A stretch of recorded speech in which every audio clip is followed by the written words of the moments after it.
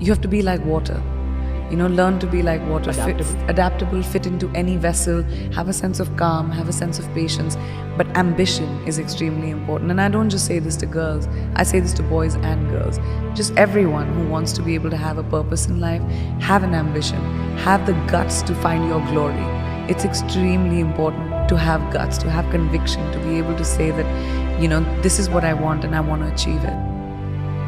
I learned it from the very, very strong people in my family that I looked up to, that showed me that it doesn't matter what your circumstances are, it matters how large your dreams are. And I have really large dreams. There's something about knowledge. There's something about if you learn, even if you don't know something, if you have an ambition to be somewhere, if you prepare yourself, you have the ability to be better than everyone else. I like to be prepared for everything, even if it's an interview, even if I'm going for a red carpet, even if something is trivial to someone. Honesty is very important in relationships, whether it's with friends, whether it's with family, whether it's with your loved one, whether it's in a romantic relationship.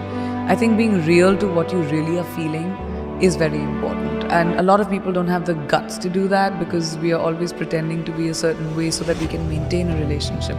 But I think the healthiest relationships happen when you have the ability to call out someone and say, well, that's not right, or I don't feel a certain way and you're wrong or you're right, and to be able to talk about it.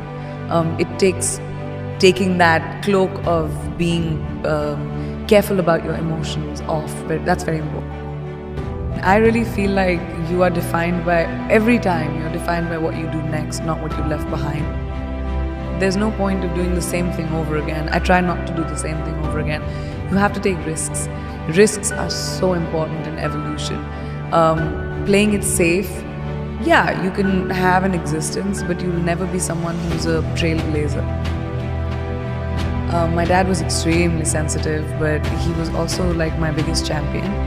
The one thing that I learned from him was the hustle. He always taught me that don't be afraid of the failure.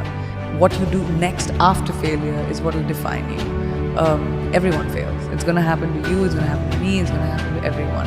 Instead of sitting on your hands and saying, I can't do it again, find the courage inside of you and saying, what can I do differently? How do you look back into your mistake and say, all right, that was a mistake, great, not doing that again. That's something I really learned from my dad. My parents never wanted me to have a what if in my life. What if I had done it? What if I had tried that? So they always supported me. They said, no matter what you do, whatever mistake you make, have the confidence to come and tell us. Because even if you kill someone, my dad, I remember him telling me this, even if you kill someone, come and tell me, I'll help you find the body. I'll help you bury the body, but then I'll take you to the cops too. So you'll always have to have courage of conviction.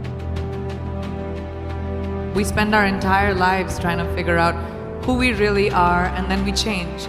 And then we figure it out, and then we change again. And I think that's the most constant, right? I'm constantly changing, constantly evolving, and I'm hoping that everyone's still curious about me as I keep doing that.